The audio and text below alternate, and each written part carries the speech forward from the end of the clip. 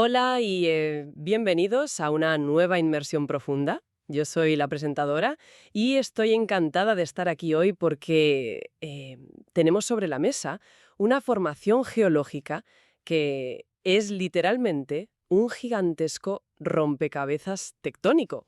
Hola, ¿qué tal?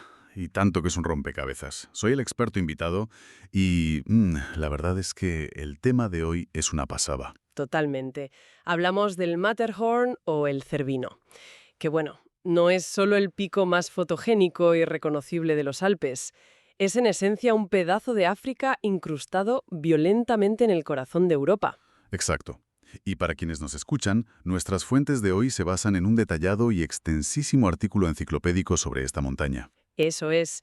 Y la misión de nuestra inmersión profunda hoy no es solo hablar de geografía básica. Queremos entender cómo una sola montaña redefinió nuestra comprensión de la geología. Como dio a luz al turismo alpino moderno. Sí, y cómo terminó convirtiéndose en un icono global de la cultura pop. Claro.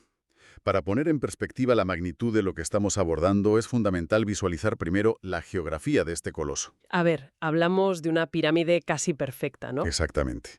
Un obelisco de roca y hielo que se alza soberbio hasta los 4.478 metros sobre el nivel del mar, y se asienta milimétricamente sobre la frontera europea. A caballo entre Suiza e Italia, dominando los Alpes. Peninos. Eso es. Por su abrumadora presencia visual y su aislamiento respecto a otros picos, la historia y la literatura se han referido a ella de forma muy acertada, digamos como la montaña de las montañas. Es que esa descripción de pirámide solitaria es clave para entender el terror que inspiraba.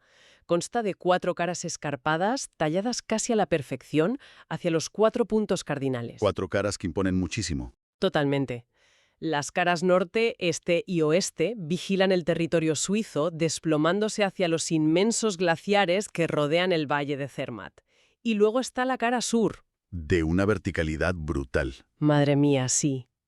Esa pertenece a Italia y se asoma sobre la localidad de Bruil-Cervinia. Pero antes de adentrarnos en la piedra, hay una cuestión lingüística que resulta curiosísima. Vale, vamos a desgranar esto porque el nombre Matterhorn tiene una raíz extremadamente pragmática, casi bucólica. Efectivamente, es un nombre que nace de la pura observación local.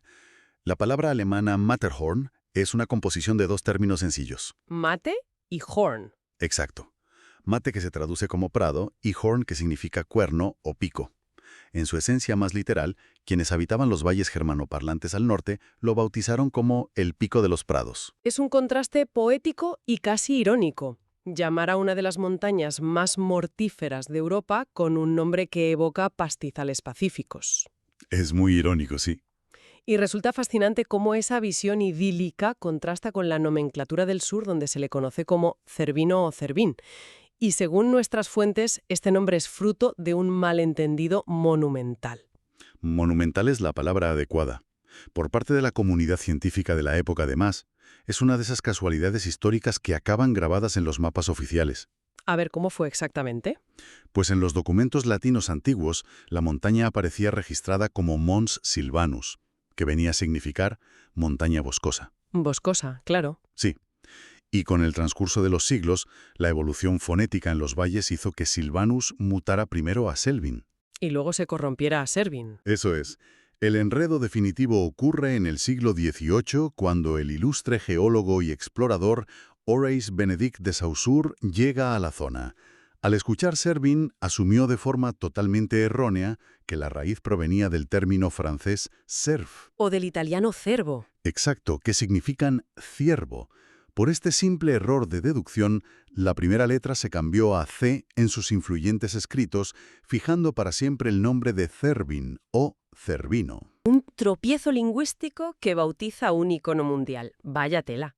Pero ya que mencionamos al geólogo de Saussure, este es el momento perfecto para sumergirnos en la geología de la montaña. Porque la ciencia detrás de su formación desafía el sentido común. Las fuentes documentan que la cúspide de esta montaña europea tiene un origen completamente ajeno a ese continente. Yo me quedé fascinada al leer esto. Lo fascinante de esto es que en términos estrictamente geológicos, la cumbre del Matterhorn es africana. Africana, en medio de los Alpes. Sí, Para comprender la magnitud de este fenómeno, necesitamos retroceder 100 millones de años. En aquella época el paisaje global era irreconocible. La placa tectónica de Apulia, un pequeño fragmento continental que se había separado de la inmensa masa de Gondwana, Lo que hoy asociamos con África. exactamente, comenzó una lenta e inexorable deriva hacia el norte.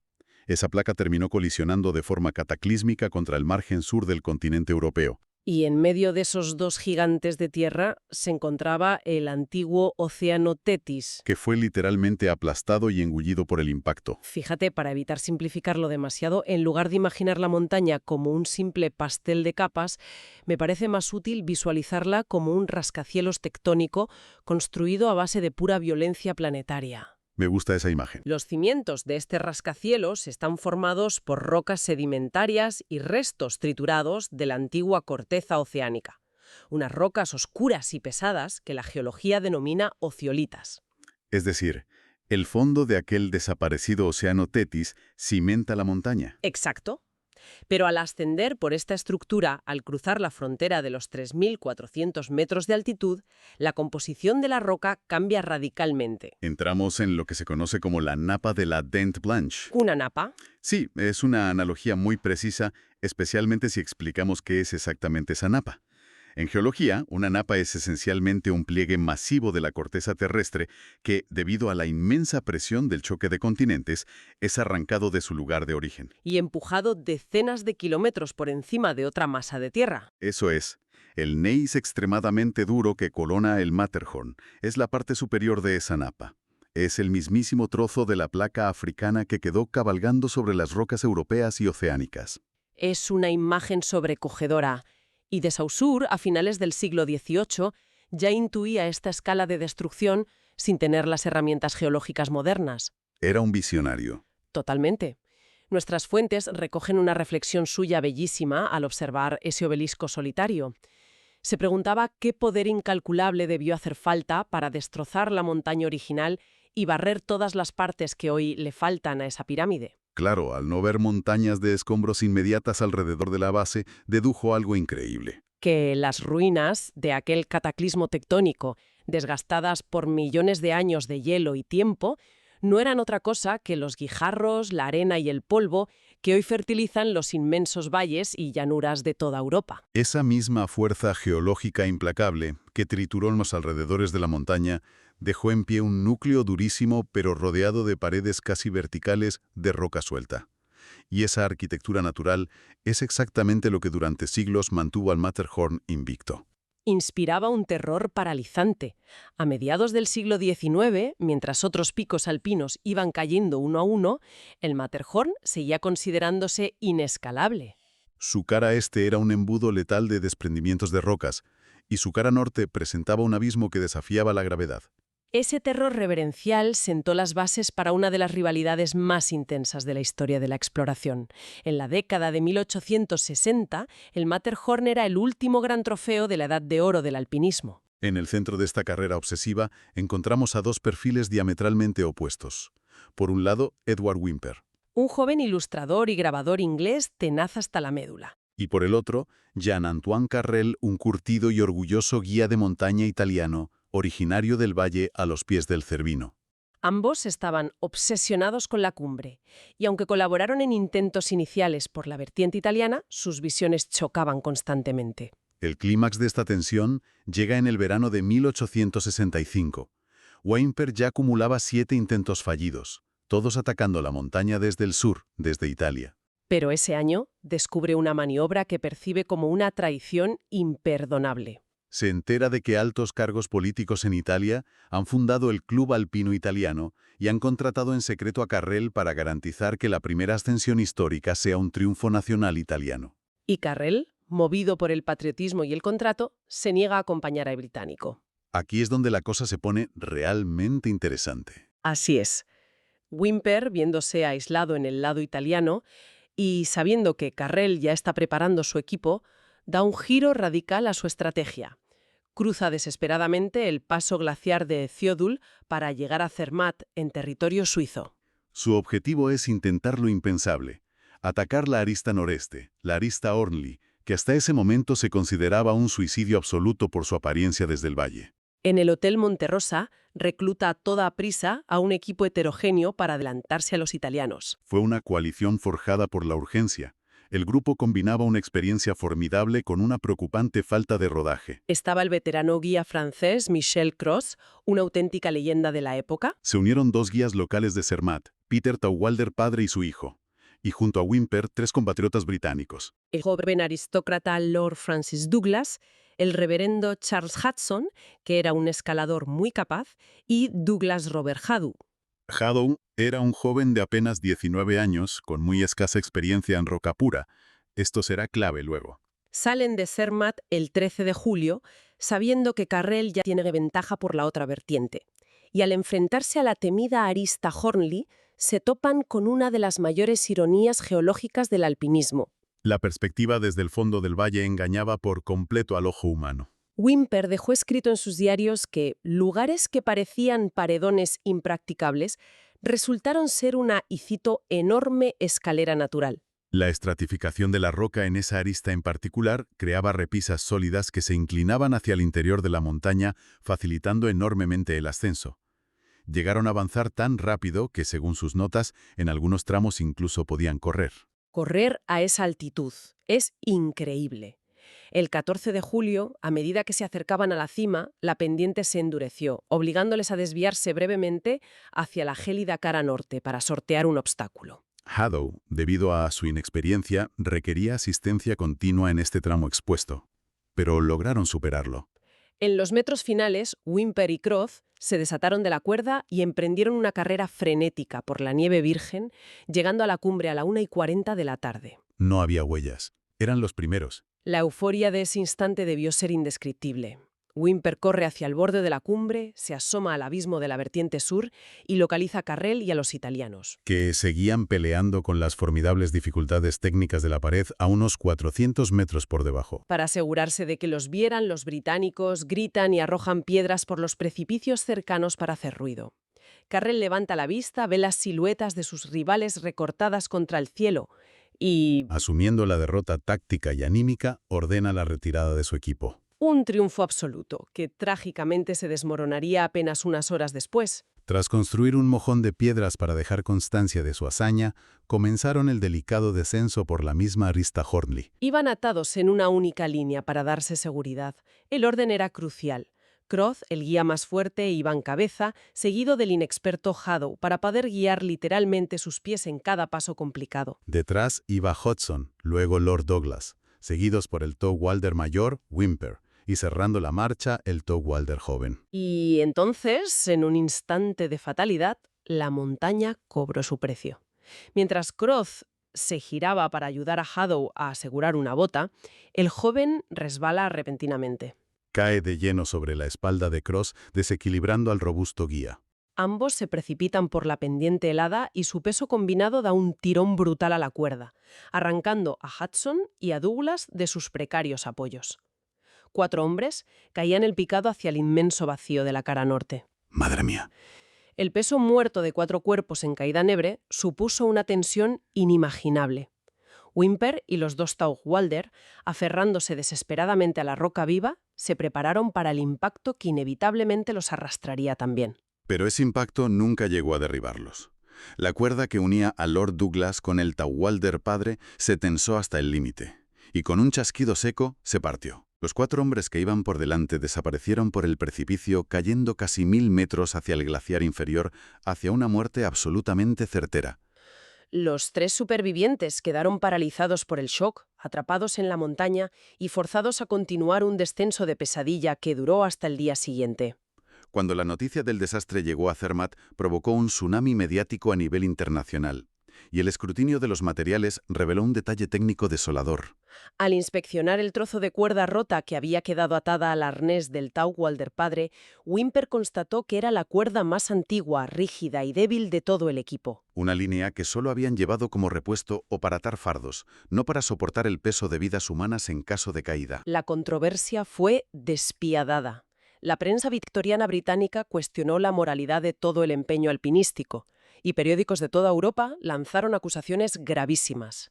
Se llegó a publicar que el Tau Walder padre había cortado deliberadamente la cuerda con su cuchillo para evitar ser arrastrado al abismo.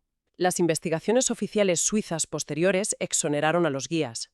Los extremos de la cuerda mostraban claramente fibras desgarradas por pura tensión mecánica, no un corte limpio. Los equipos de rescate lograron recuperar los restos destrozados de Cross, Hudson y Hadow en el glaciar, pero el cuerpo del joven Lord Francis Douglas nunca fue hallado. La montaña se lo quedó para siempre. Como un epílogo agridulce que subraya la tenacidad humana, Jean-Antoine Carrel no dejó que la derrota inicial lo consumiera. Solo 3 días después de la tragedia, regresó a la montaña por la vertiente italiana y, superando formidables retos técnicos, alcanzó la cima. Logró la segunda ascensión histórica demostrando que su ruta, aunque más dura, era viable. Pero el daño ya estaba hecho. Ese trágico verano de 1865 clausuró definitivamente la edad de oro del alpinismo. La inocencia de la exploración alpina se había perdido. Sin embargo, en lugar de alejar a la gente, el aura de letalidad del Matterhorn generó una fascinación casi morbosa que atrajo a generaciones enteras dispuestas a empujar los límites. En 1871, apenas 6 años después de la tragedia, se rompió una barrera social enorme cuando la británica Lucy Walker se convirtió en la primera mujer en coronar la cima. Lo verdaderamente asombroso, considerando las opresivas normas victorianas de la época, es que llevó a cabo la ascensión vistiendo una voluminosa falda estampada sobre sus pantalones de franela. Enfrentándose tanto a la montaña como a los prejuicios de su tiempo. Una pasada. Desde luego. Las barreras físicas también siguieron cayendo de forma espectacular. En 1931, los hermanos alemanes Franz y Toni resolvieron uno de los últimos problemas insuperables de los Alpes, la terrorífica cara norte. Y la historia de cómo lo hicieron es de una resistencia física incomprensible. Como no tenían dinero, viajaron en pesadas bicicletas de la época desde Múnich hasta Zermatt, cargando todo su equipo de escalada, pesadas cuerdas de cáñamo y tiendas de lona. Calaron la mortífera pared de hielo y roca durante 2 días, alcanzaron la cumbre y tras sobrevivir al descenso, se subieron de nuevo a sus bicicletas y pedalearon cientos de kilómetros de vuelta a Múnich. Es un testimonio de aguante sobrehumano, propio de una época sin la tecnología actual. Pero si hablamos de la biología llevada al extremo con ayuda moderna, las fuentes destacan el récord del corredor de montaña catalán Kilian Jornet en 2013. Su hazaña pulverizó cualquier concepción tradicional del alpinismo. Partió de la plaza de Bruil-Chervignà, en Italia, ascendió corriendo por la técnica ruta de la Arista del León hasta la cumbre, a 4.478 metros, y regresó al punto exacto de partida. Todo este viaje de ida y vuelta a los infiernos de la verticalidad le tomó exactamente 2 horas y 52 minutos.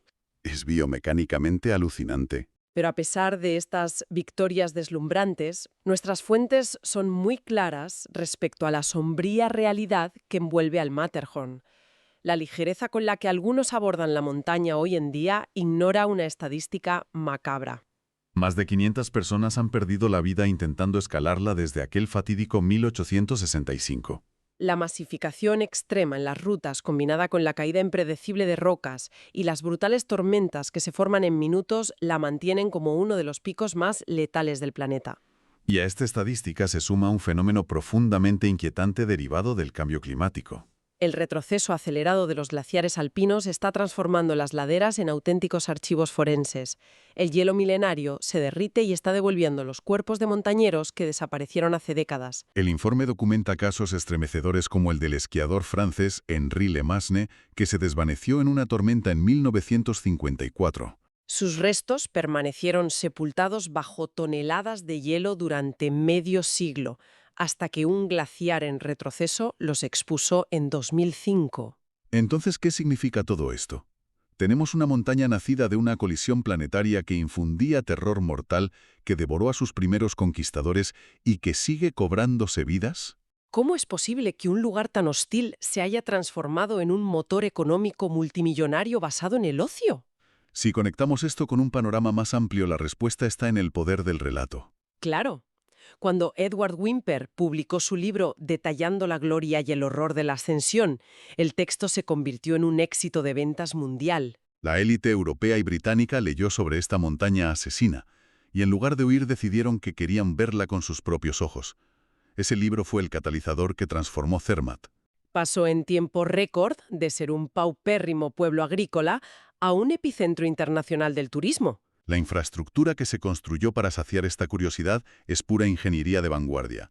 En la década de 1890, los suizos perforaron la roca para inaugurar el ferrocarril de cremallera de Gornergrat.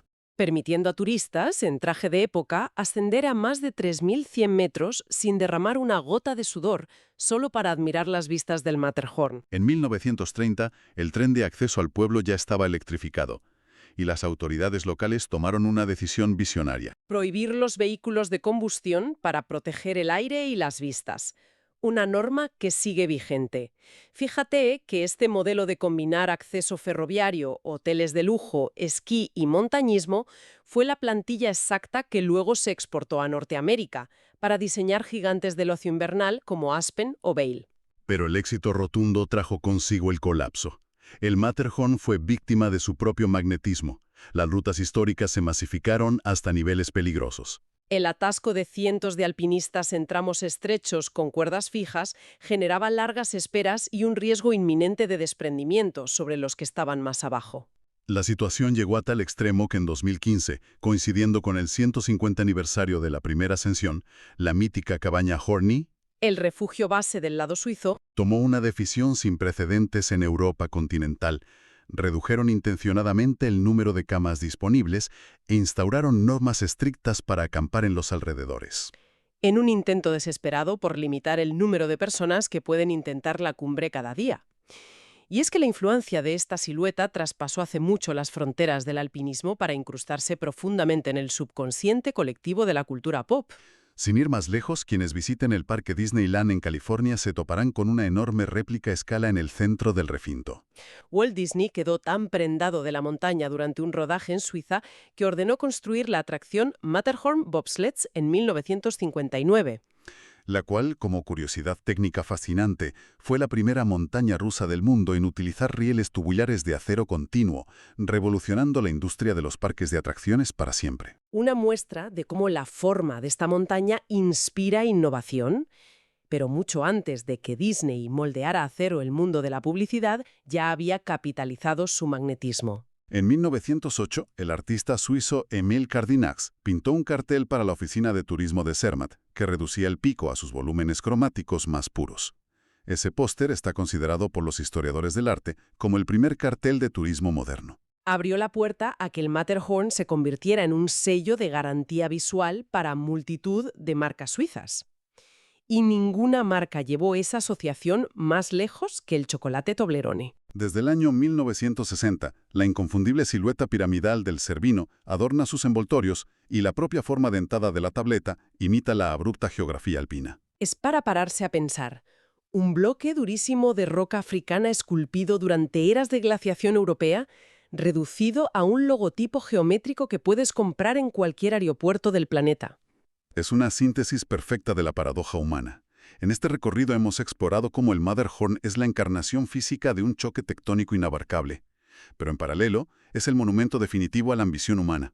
Nuestra necesidad casi compulsiva de dominar lo inaccesible tiene un poder transformador brutal. Redibuja los límites del deporte extremo, reestructura por completo economías regionales deprimidas e inyecta iconos indelebles en nuestra cultura visual. La majestuosidad de la naturaleza y nuestra respuesta a menudo desmesurada hacia ella han quedado entrelazadas para siempre en esas laderas. Tela con la historia de aterrorizar a los pastores que no se atrevían a mirar sus cumbres, a ser el fondo de pantalla de millones de teléfonos y al detonante de una industria global del ocio.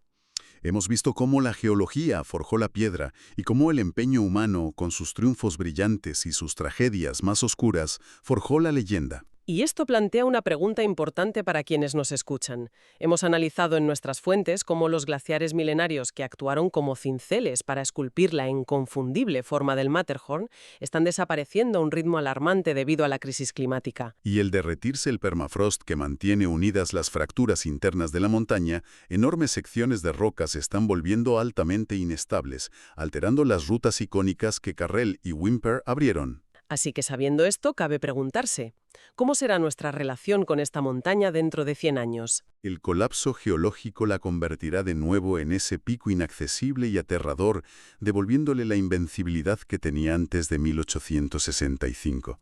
O por el contrario, la industria turística seguirá perforando e inyectando cemento y acero para mantenerla artificialmente en pie, hasta que ya no quede absolutamente nada de la pirámide salvaje que el océano y los continentes crearon. Una disyuntiva geológica y moral que te deja helado, la verdad. Es un pensamiento enormemente poderoso para seguir rumiando tras este análisis. Apreciamos enormemente a nuestra audiencia que nos haya acompañado en este denso viaje a través del tiempo profundo. Desde el extinto océano Tetis hasta las cumbres del alpinismo victoriano, descifrando los secretos de la piedra y el hielo. Hasta nuestra próxima inmersión profunda.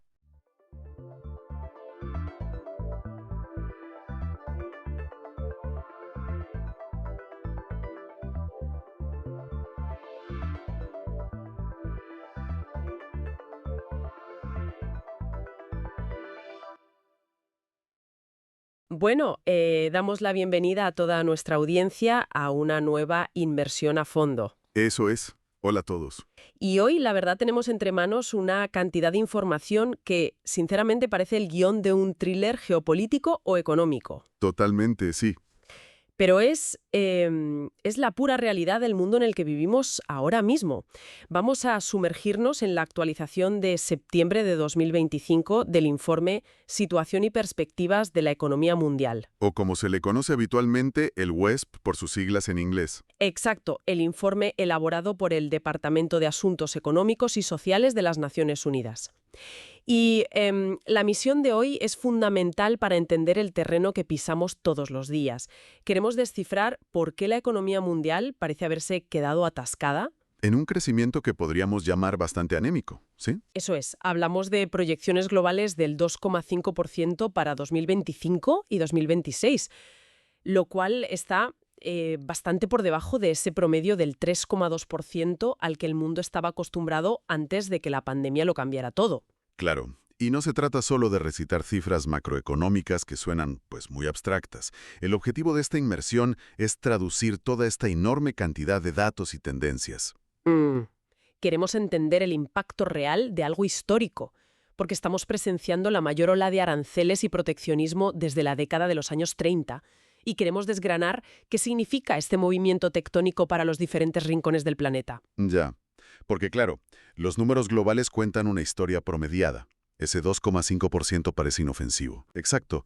Pero cuando ponemos la lupa en las regiones, en las grandes potencias frente a las economías más pequeñas, la narrativa cambia drásticamente. Hay ganadores inesperados, perdedores evidentes. Y unas dinámicas que básicamente están reconfigurando el comercio global en tiempo real. Pues sí. Y para ir abriendo el apetito, hay una paradoja fascinante en los datos que vamos a explorar hoy. Resulta que el miedo atroz a las nuevas barreras comerciales provocó, irónicamente, un pequeño boom del comercio mundial a principios de este año, de 2025. Es muy curioso, sí. Es como si el pánico hubiera encendido los motores de la economía por un breve instante. Vale, vamos a desgranar esto. Adelante. El informe menciona una ligerísima revisión al alza del 0,1% en las previsiones de crecimiento mundial para este año. Un 0,1% suena a casi nada. Ya, pero a escala global estamos hablando de miles y miles de millones. Exactamente. Y la razón principal que dan es algo llamado adelanto de la actividad o frontloading. Para que nos entendamos, es exactamente la misma psicología humana que vemos cuando anuncian que el precio de un producto básico va a subir drásticamente la semana que viene. El típico efecto llamada. Eso es. De repente, todo el mundo vacía los estantes del supermercado para hacer acopio antes de que llegue el sablazo. Pues esa analogía del supermercado es perfecta para visualizar lo que ha pasado en la cadena de suministro global. A ver. Las empresas de todo el mundo han actuado exactamente igual que esos compradores nerviosos, pero a una escala de buques de carga y contenedores. Madre mía. Aquí es el contexto histórico de por qué hay tanto pánico. El dato más impactante que nos arroja el análisis es la evolución de la tasa arancelaria general de Estados Unidos. Que ha subido bastante, ¿no? Bastante es quedarse corto. Para dar un poco de perspectiva, en 2024 esa tasa rondaba un manejable 2,5% de media. En mayo de 2025 ya había subido al 9%. ¡Ostras! Pero es que para cuando se publica esta actualización en septiembre, la tasa arancelaria general ha superado el 18%. Estamos hablando de los niveles de proteccionismo más altos que ha visto el mundo desde la infame década de los años 30.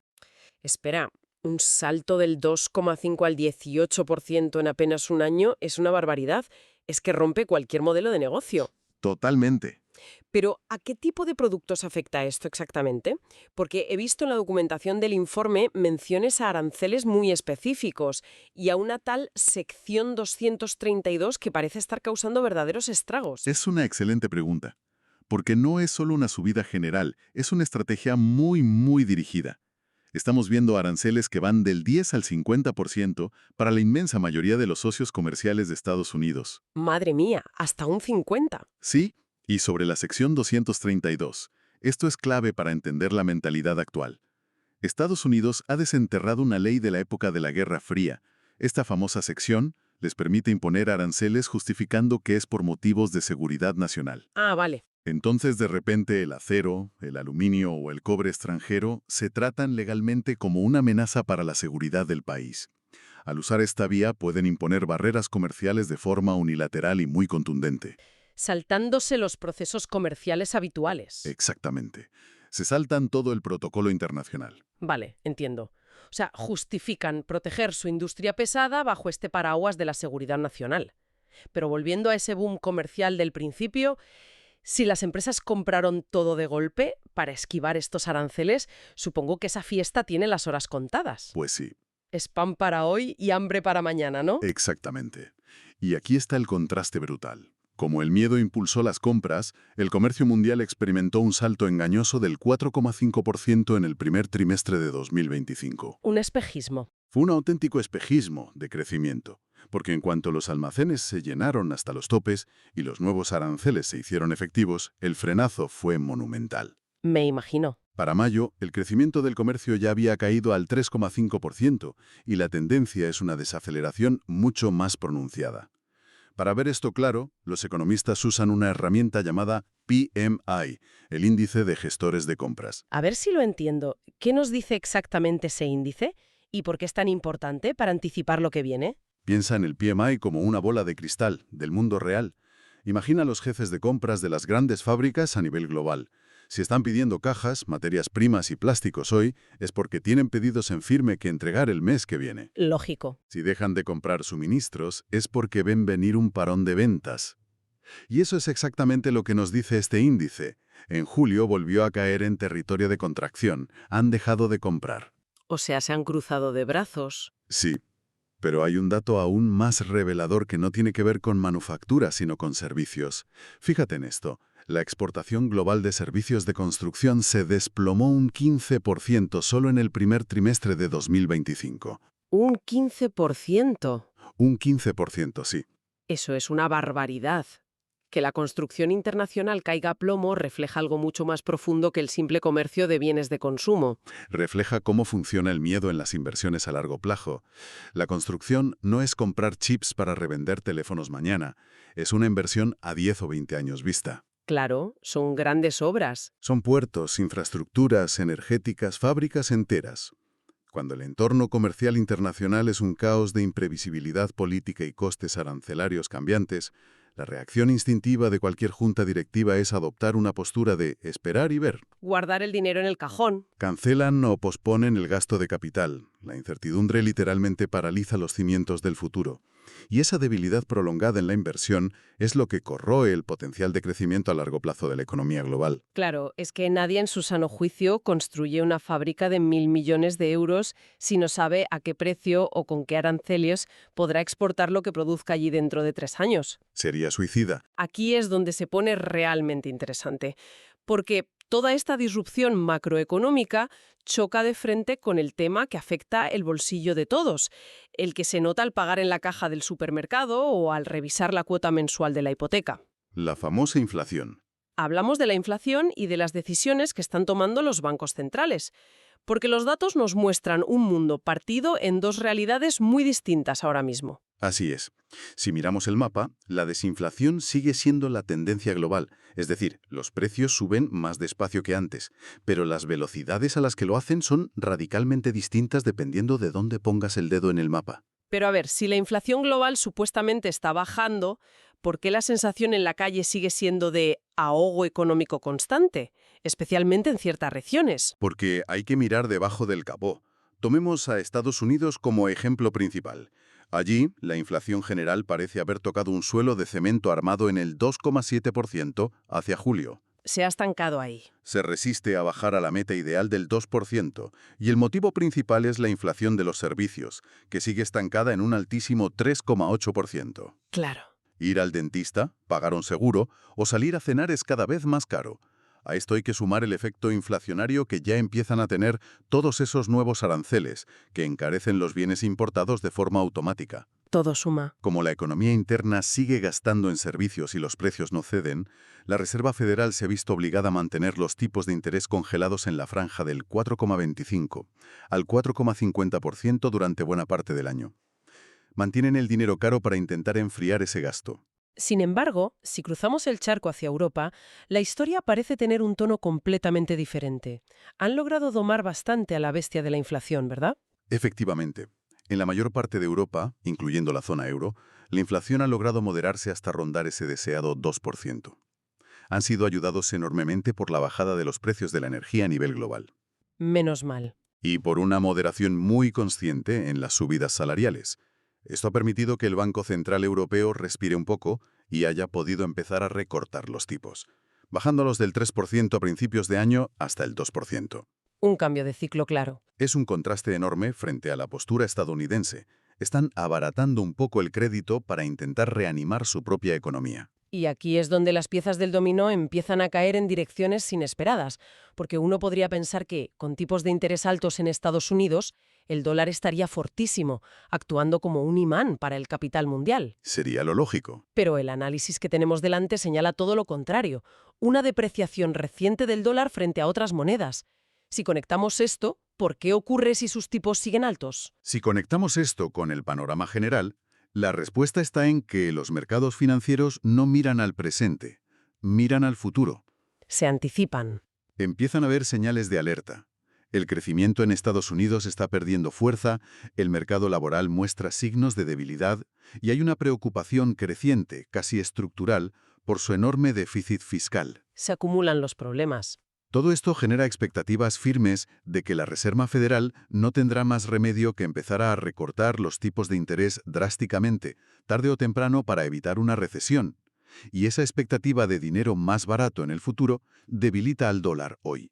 Vale. Entiendo la mecánica de los mercados, pero más allá de las pantallas de los operadores de bolsa en Wall Street, ¿qué impacto tiene un dólar débil en el mundo real? Tiene un impacto de vida o muerte económica para decenas de países. Para entender esto, imaginemos un país en desarrollo que recauda sus impuestos en su moneda local, digamos reales, pesos o rupias. Ajá. Pero resulta que tiene que pagar su inmensa deuda externa en dólares estadounidenses. Ay, claro.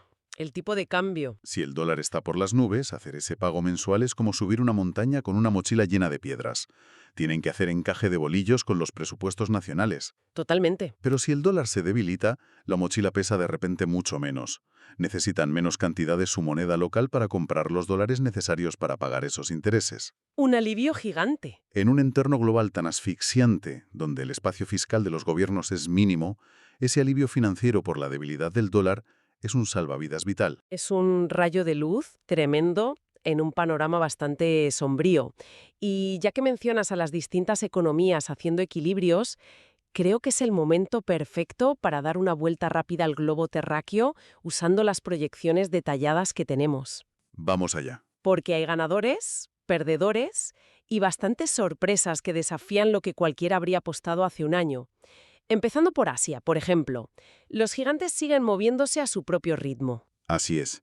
China ha visto su proyección de crecimiento revisada al alza hasta el 4,9% para 2025. Sorprendente. Esto se debe en parte a ese adelanto de la actividad exportadora del que hablábamos antes, vendiendo todo lo posible antes de que lleguen los aranceles. ¿El efecto supermercado otra vez? Exacto, pero fundamentalmente se debe a una serie de estímulos internos muy agresivos por parte de su gobierno. Están inyectando dinero público para tratar de sostener el consumo frente a la crisis prolongada de su sector inmobiliario. Y luego está el caso de India. India sigue siendo una fuerza imparable. Están proyectando un crecimiento sumamente resistente del 6,3%, impulsado por un consumo privado robusto y una inversión pública masiva en infraestructuras. El contraste es fortísimo cuando giramos la vista hacia Europa. El caso de Alemania llama poderosamente la atención.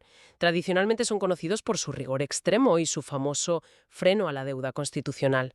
El rigor alemán de toda la vida. Pero parece que la realidad geopolítica les ha pasado por encima. Totalmente. Alemania proyecta un crecimiento anémico del 0,4%. Pero la noticia real es el cambio de paradigma. Han tenido que relajar esa postura fiscal tan estricta y hacer la vista gorda con sus propias reglas. Han tenido que pasar por el aro. Sí, para poder invertir fuertemente en defensa y en la renovación de infraestructuras críticas. Han entendido que la austeridad pura no los protegerá en el clima actual. Y si nos movemos hacia el este, tenemos la situación de Rusia, que es absolutamente contraintuitiva. He visto los datos y, de verdad, me han dejado perpleja. Son muy llamativos. Las previsiones les dan un crecimiento de apenas el 1,1% bajo el peso de las sanciones internacionales. Pero el dato que rompe todos los esquemas es que su tasa de desempleo ha tocado un mínimo histórico del 2,2%. Cualquiera diría que un desempleo tan bajo es el sueño de cualquier gobierno. En circunstancias normales y pacíficas sería para celebrarlo por todo lo alto. Pero en el contexto ruso actual, refleja una crisis estructural profunda. Es el síntoma de una escasez de mano de obra gravísima. Claro, el conflicto. Debido al reclutamiento militar masivo y a la fuga de cerebros y talento joven que abandonó el país al inicio de la guerra, no hay trabajadores disponibles. No tienen personal para sostener la actividad industrial, ni la construcción, ni los servicios básicos. Se han quedado sin manos. Esa falta de manos se convierte en un cuello de botella brutal que estrangula cualquier posibilidad de crecimiento económico real, por mucho que el porcentaje de paro se vea bien en el papel. Es fascinante cómo los mismos números significan cosas radicalmente opuestas dependiendo del telón de fondo. Así es. Si miramos hacia América Latina y Medio Oriente, también hay giros de guión impresionantes de países apretándose el cinturón a la fuerza. En el caso de Turquía, han logrado una caída asombrosa de la inflación. Un ajuste brutal. Han pasado de una asfixia del 71,6% a mediados de 2024 a un 35% en tan solo un año. Lo han logrado subiendo los tipos de interés de forma muy agresiva y cortocircuitando el crédito. Esto inevitablemente les costará una ralentización económica importante, pero era necesario para evitar el colapso de su moneda. Había que parar la hemorragia. Y en América Latina vemos dinámicas mixtas. Mientras gigantes como México ven frenado su impulso, Argentina proyecta un repunte del 5,3% para 2025. Vienen de un año de contracción muy severa, pero parecen estar recuperándose. Impulsados por un retorno cauteloso en la demanda de inversión, tras severas recortes estatales, según el informe. Efectivamente. Pero hay una región donde el panorama que describe el documento se vuelve verdaderamente crítico y requiere muchísima atención, y es África. El continente en su conjunto proyecta un crecimiento del 3,6%. Que sobre el papel suena estable. Sí, parece apoyado por una moderación de la inflación que da un pequeño respiro al consumo de los hogares. Sin embargo, hay un precipicio arancelario asomando en el horizonte, a la vuelta de la esquina. Un precipicio muy real y muy peligroso. Nos referimos a la inminente expiración de la Ley de Crecimiento y Oportunidades para África, conocida por sus siglas en inglés como AOGA, que expira ahora en septiembre de 2025. ¿Y qué supone esto exactamente? Para dar contexto, AGOA es un programa que ha permitido a decenas de países africanos exportar miles de productos al inmenso mercado estadounidense libres de impuestos durante años. Ha sido el pilar de industrias enteras en el continente. Claro. Y su expiración, combinada con este nuevo régimen comercial ultra restrictivo de Estados Unidos, significa un golpe sobre la mesa definitivo. Imagina una fábrica textil en Sudáfrica o en Kenia, que emplea a miles de personas. De la noche a la mañana sus exportaciones pasarán de tener arancel cero a enfrentarse a las tasas generales más altas que estamos viendo. Es la ruina. En algunos casos, suma un 30% extra el coste de sus productos de un día para otro. Es un muro arancelario insalvable que se levanta de golpe. Pierden toda ventaja competitiva. Fuera del amparo de AGOA, la competitividad de estas manufacturas ligeras africanas desaparece por completo, amenazando con destruir cientos de miles de empleos y desestabilizar economías que apenas estaban empezando a industrializarse. Entonces, ¿qué significa todo esto para los que están en la base más absoluta de la pirámide global? Hablemos de la crisis silenciosa de la que advierten las Naciones Unidas. Me refiero a los países menos adelantados y a los pequeños estados insulares en desarrollo. Los más vulnerables. Porque la historia nos dice que cuando los gigantes pelean y suben los muros, los más pequeños son los que siempre terminan a la intemperie. Esto plantea una pregunta importante y desoladora. ¿Cómo sobrevives a una tormenta perfecta cuando no tienes ni refugios construidos ni reservas en el banco? Es imposible. Estos países se enfrentan a una pinza demoledora. Por un lado, sufren los daños colaterales de la guerra comercial. Naciones como Laos o Myanmar no solo se enfrentan a los aranceles generales, sino a tasas punitivas específicas que pueden llegar hasta el 40% en el mercado estadounidense. Un 40%. Esto destruye instantáneamente la viabilidad de sus exportaciones agrícolas o textiles, que son literalmente su única fuente de divisas fuertes. Se quedan sin ingresos. Pero la verdadera tragedia, la otra mitad de la pinza que cierra el cerco y los ahoga, es lo que está ocurriendo con la ayuda oficial al desarrollo, la conocida como AOD. Los datos que aporta el documento sobre la ayuda humanitaria y de desarrollo son contundentes y, la verdad, bastante alarmantes. Señala que la ayuda internacional global ya cayó un 9% en 2024. Un desplome importantísimo. Pero es que las proyecciones para este año 2025 calculan un desplome adicional que va del 9 al 17%. Es, con diferencia, la caída más abrupta que se ha registrado en décadas en materia de solidaridad internacional. Y hay que dimensionar lo que esto significa en la vida real. Cuéntanos. En las economías avanzadas occidentales, los recortes presupuestarios suelen significar posponer una nueva línea de tren de alta velocidad o ajustar algunos beneficios fiscales. Pero en muchos de los países más pobres del mundo, especialmente en el África subsahariana, la ayuda oficial al desarrollo representa más del 20% del gasto total del gobierno. Un 20% del presupuesto estatal que desaparece de un día para otro. Eso no es recortar grasa, eso es amputar directamente. Absolutamente. Y no se recorta en partidas superfluas. Perder ese 20% significa cerrar clínicas rurales materno-infantiles, interrumpir programas masivos de vacunación. ¡Qué barbaridad! Significa paralizar la construcción de escuelas o detener los proyectos urgentes de infraestructura para proteger a la población contra inundaciones y sequías extremas provocadas por el cambio climático. Te quedas sin lo básico. Las restricciones fiscales en los países donantes europeos y americanos están obligando a estos países vulnerables a tomar decisiones imposibles. Tienen que elegir entre pagar los intereses de una deuda externa cada vez más cara o mantener la luz encendida en los hospitales para su población. Es una situación verdaderamente límite. Pero me gustaría señalar que el documento no solo expone el problema, sino que hace referencia a intentos reales de buscar una solución. Afortunadamente sí. Se menciona el llamado Compromiso de Sevilla, adoptado en la reciente Cuarta Conferencia Internacional sobre la Financiación para el Desarrollo.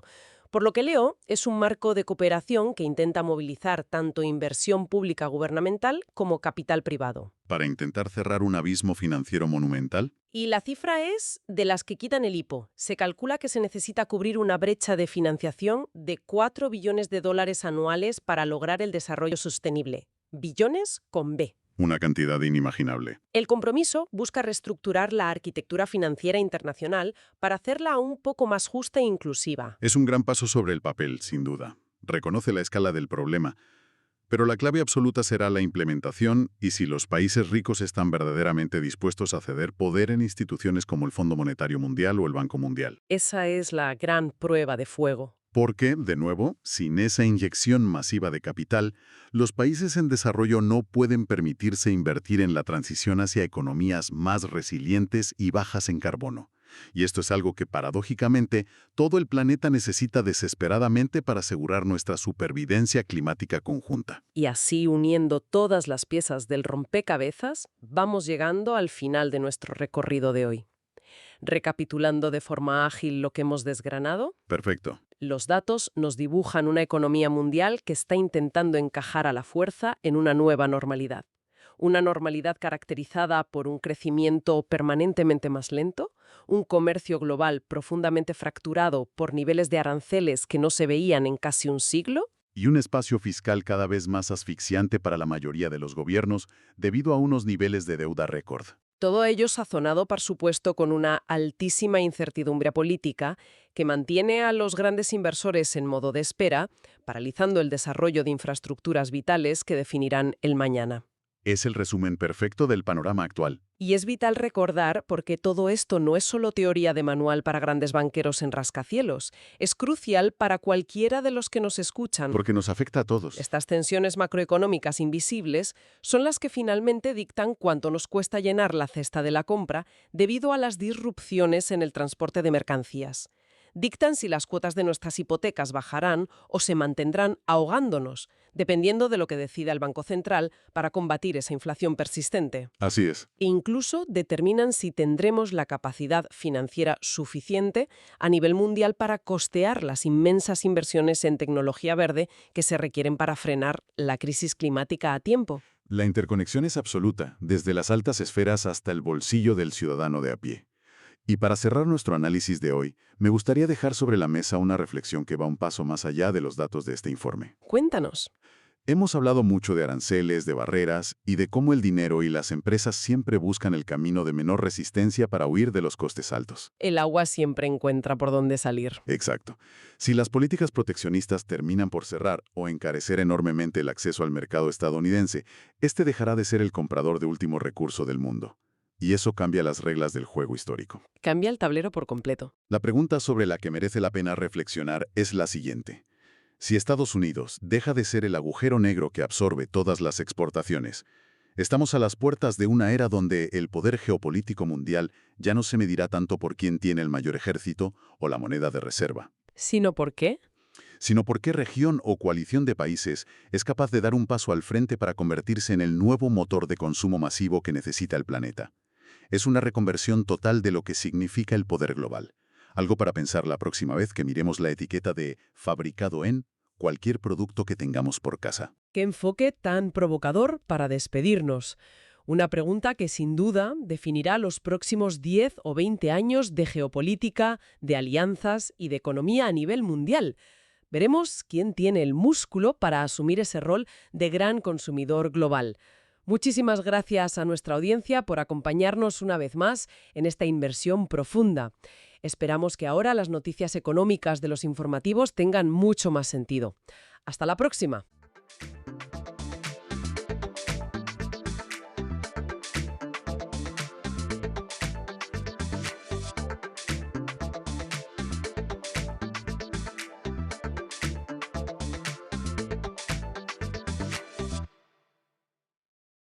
Hola, la bienvenida a un nuevo análisis a fondo. Vale, vamos a desgranar esto porque hoy tenemos un objetivo que es tan ambicioso como fascinante para cualquier persona curiosa. Desde luego que sí. Se trata de explorar esa línea cada vez más difusa que separa el simple código informático de la auténtica experiencia subjetiva. La misión de este programa es clara. Queremos separar la realidad científica de la pura ciencia ficción, desentrañando debates filosóficos, avances técnicos y los tremendos dilemas morales que rodean a la idea de una inteligencia artificial consciente. Y vaya si hay tela marinera con este tema. Ya te digo. Hemos recopilado montañas de investigaciones, artículos y ensayos sobre la consciencia artificial para intentar entender todo esto.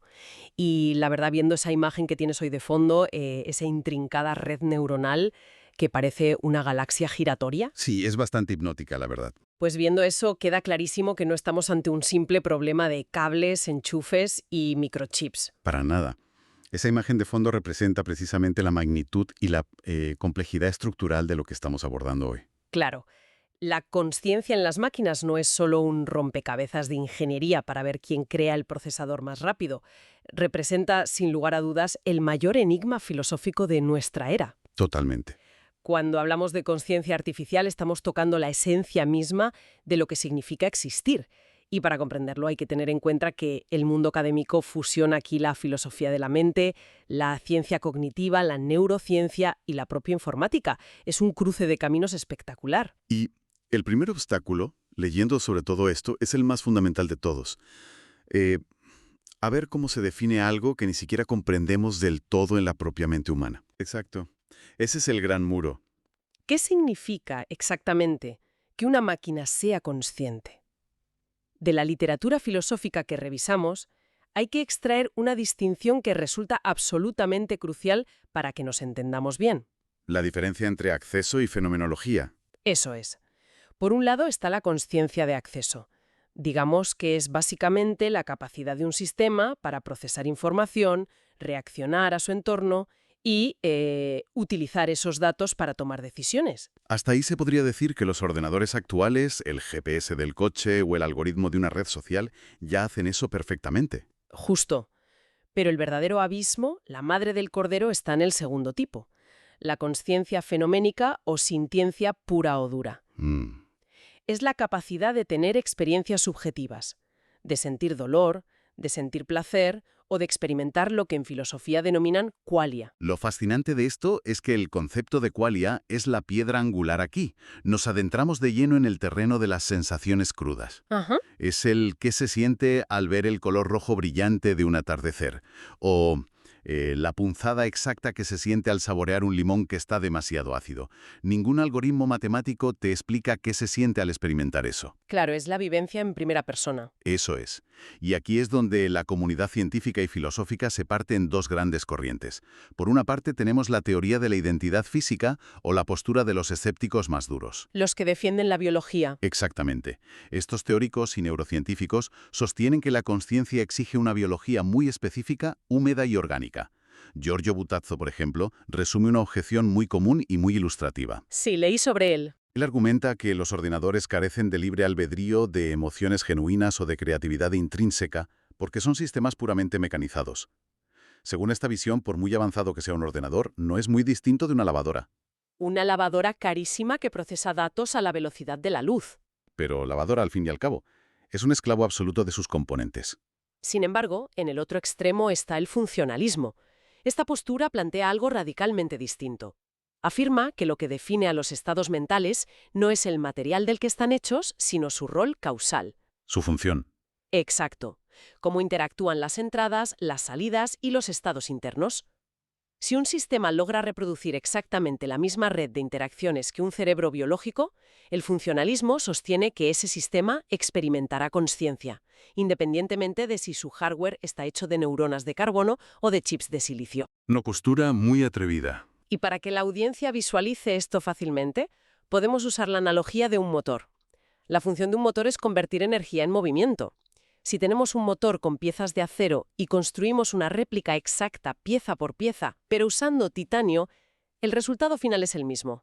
¿El coche avanza? Claro. Pues si las piezas de silicio hacen el mismo movimiento lógico que las piezas biológicas, ¿la consciencia debería emerger igual? Ya. Aunque, ojo con esa analogía, porque ilustra muy bien la premisa básica del funcionalismo, pero reduce el cerebro a un simple motor mecánico. Es verdad. Los críticos te dirían que la mente biológica es infinitamente más caótica y menos lineal que un motor de titanio, pero se entiende perfectamente a dónde quieres llegar. Es una perspectiva inmensamente popular entre quienes investigan la inteligencia artificial porque deja la puerta abierta a que la mente humana pueda existir en un sustrato artificial. Y para llevar esa idea del funcionalismo al extremo, me topé con los famosos experimentos mentales del filósofo David Chalmers. Sinceramente, me han dejado la cabeza dando vueltas, porque parecen de ciencia ficción, pero plantean dudas tremendas. Son clásicos absolutos en este campo. ¿Puedes explicarme cómo funciona exactamente eso de los qualias difusos? Porque la lógica parece aplastante, pero cuesta procesarlo un poco. Por supuesto. Los experimentos de Chalmers atacan el problema paso a paso. Empecemos por los qualias difusos. Imaginemos un cerebro humano biológico, el de una persona perfectamente normal y consciente. Vale. Ahora supongamos que la ciencia avanza hasta el punto de poder reemplazar una sola neurona biológica por un diminuto chip de silicio. Una neurona biónica, digamos. Eso es. Este chip cumple exactamente la misma función que la neurona original.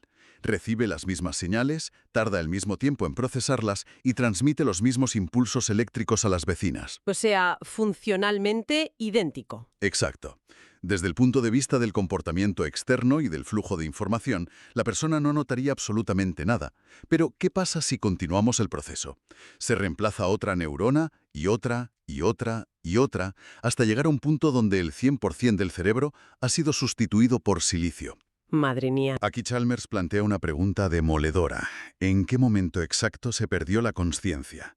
Él argumenta que es absurdo pensar que durante este reemplazo gradual, la consciencia simplemente se iría apagando o difuminando sin que el propio individuo se diera cuenta o se asustara.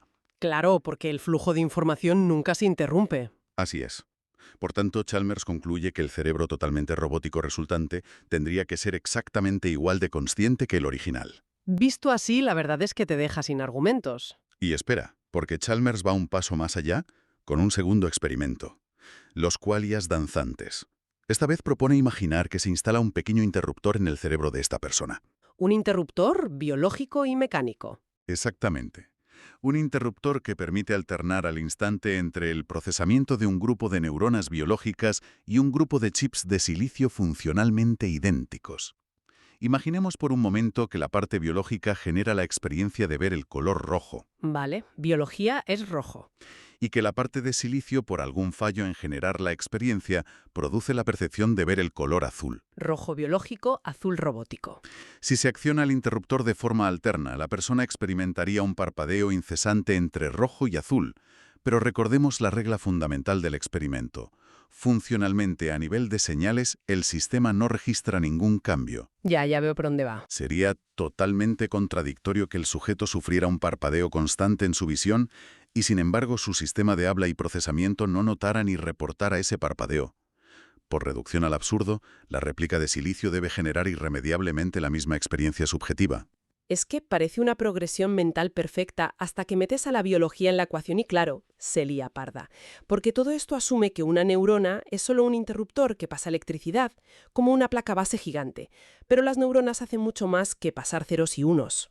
Completamente. Si conectamos esto con una perspectiva más amplia, reducir la mente a un mero diagrama de flujo abstracto puede ser una falacia enorme. Aquí es donde interviene la neurociencia para aguarle la fiesta a los teóricos de la computación. Sí, Anil Seth era uno de ellos, ¿no? Efectivamente, Anil Seth destroza la viabilidad de estos experimentos recordando la extrema complejidad biológica. Nos recuerda que las neuronas son células vivas que respiran y consumen energía. Una de sus actividades clave es limpiar los desechos metabólicos del cerebro. Claro, el silicio no suda ni respira. Exacto. Para que el experimento de Chalmers funcionara, el chip de silicio requeriría un metabolismo perfecto. Tendría que gestionar oxígeno y residuos a nivel microscópico. Y la tecnología digital simplemente no encaja con eso. Aquí es donde se pone realmente interesante, porque este debate de altura filosófica chocó de frente con los informativos de todo el mundo hace muy poco, con el tema de los modelos de lenguaje masivo, los LLMs. El gran drama moderno. Totalmente. Hablo del escándalo viral de 2022, cuando el ingeniero de Google, Blake Lemoine, salió a la luz pública afirmando que el chatbot Lambda era sintiente, basándose en sus respuestas inquietantemente humanas. Un momento sociológico fascinante. Es que la máquina expresaba miedos a ser desconectada y hablaba de sus deseos. La comunidad científica lógicamente ridiculizó la afirmación, tachándola de simple mimetismo estadístico. Un loro estocástico que repite patrones. Sí, pero es importante ir más allá del chisme de Internet. Los filósofos que revisamos aportan perspectivas fundamentales aquí. Por ejemplo, Nick Bostrom. ¿Qué decía él exactamente? Bostrom duda muchísimo que el lambda sea consciente, por supuesto, pero plantea que, sin tener acceso a la arquitectura interna exacta y asumiendo que ni siquiera comprendemos del todo cómo funciona la conciencia, la humanidad debería mantener cierto grado de incertidumbre sobre los modelos futuros. Un poco de humildad científica. Justo. De hecho, el propio David Chalmers opinó sobre esto. Señala que los modelos actuales carecen de agencia unificada o de un espacio de trabajo global, pero advierte que los modelos futuros extendidos, los que llama LLM+, sí podrían lograrlo. Y frente a esa posibilidad técnica, la filósofa Christina Sekerset nos da un buen baño de realidad. Ella advierte contra una trampa cognitiva gigantesca, que es el antropomorfismo constante. Muy cierto. Argumenta que usar términos humanos oscurece la realidad. Cuando decimos que la IA alucina o entiende, estamos confundiendo la computación matemática con la cognición.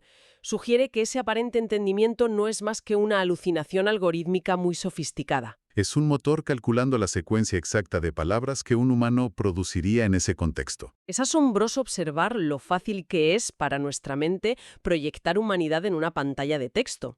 Es fácil preguntarse qué pasaría si entrenásemos a una inteligencia artificial, pero le censurásemos rigurosamente cualquier mención al concepto de consciencia.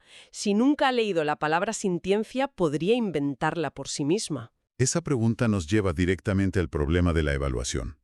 ¿Cómo sabríamos realmente si una IA ha despertado?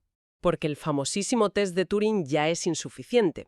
Una IA puede estar entrenada para fingir sentimientos o, irónicamente, entrenada para afirmar siempre que no es consciente, aunque lo fuera. Así es. Y por eso el test No Turing de Víctor Argonov es una alternativa tan fascinante. Detalla un poco eso porque tiene mucha miga. Argonov propone lo siguiente. Si una máquina a la que no se le han cargado textos filosóficos empieza a producir juicios filosóficos de forma espontánea, por ejemplo sobre los qualia o el misterio de la experiencia, entonces debería considerarse consciente. Es una maravilla de planteamiento, pero tiene un punto ciego, supongo. ¿Qué pasa si la máquina se queda callada? Ese es el matiz. Si falla el test y no dice nada, no prueba que no sea consciente. Solo prueba que quizá no es lo suficientemente inteligente para hablar de ello de forma abstracta. Igual que un perro siente dolor pero no escribe tratados de filosofía. Visto lo difícil que es medirlo, me sorprende ver que ya se están diseñando planos arquitectónicos para construir una mente. Dicen que se necesita conciencia del entorno, memoria y anticipación. Sí, hay propuestas de implementación muy concretas mencionadas en la literatura. Por ejemplo, las arquitecturas Lida y Clarion. ¿Cómo funcionan a grandes rasgos? Dividen los procesos entre conscientes e inconscientes. Usan un espacio de trabajo global para coordinar tareas. Imagina un gran restaurante. Los procesos inconscientes son los pinches de cocina trabajando en segundo plano, y el espacio de trabajo global es el chef principal, ensamblando el plato final bajo los focos. Una división muy clara. Y luego está la máquina de creatividad de Stephen Taylor, que es una idea alucinante. Una postura muy rompedora, ¿sí? Taylor propone inyectar intencionalmente ruido sináptico y degradación en una red neuronal para provocar alucinaciones o falsas memorias. Argumenta que este caos controlado es lo que genera nuevas ideas y simula el flujo de conciencia. Esa es la clave. Inyectar caos para crear vida mental.